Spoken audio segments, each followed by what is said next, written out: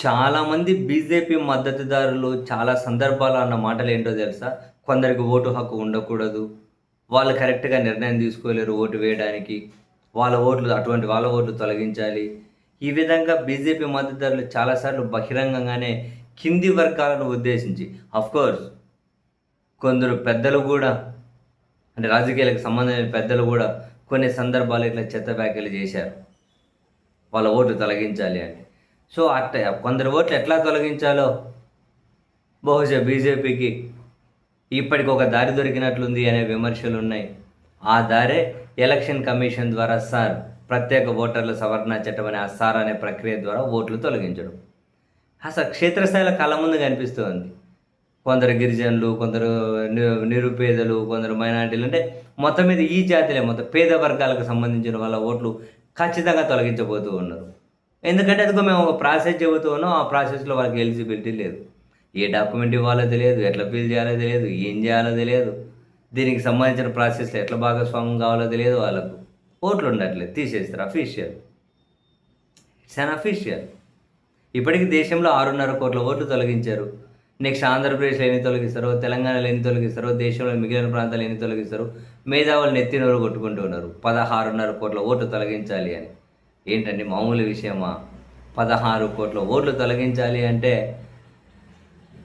ఇంక అల్టిమేట్‌గా అధికారంలో ఎవరుండాలో శిలాశాసనం రాసుకుంటూ పోతూ ఉన్నారు.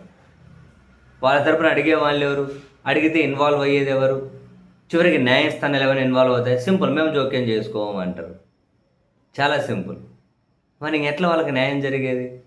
ఓటు కోల్పోయిన వాడికి న్యాయం ఎట్లా జరుగుతుంది? ఎలక్షన్ కమిషనే తొలగిస్తుంది. ప్రభుత్వాలు వాళ్ళకి సహకారం కోసమే తొలగిస్తున్నారు. న్యాయస్థానాలు ఇన్వాల్వ్ ఇంకెవరు?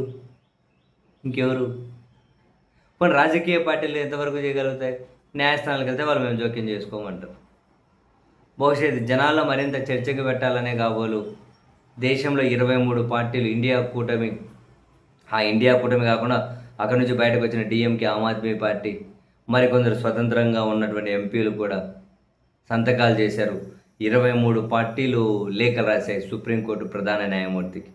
దేశంలో ఏం జరుగుతుందో గమనించండి. దేశంలో ఏం జరుగుతుందో చూడండి. ఇది అల్టిమేట్‌గా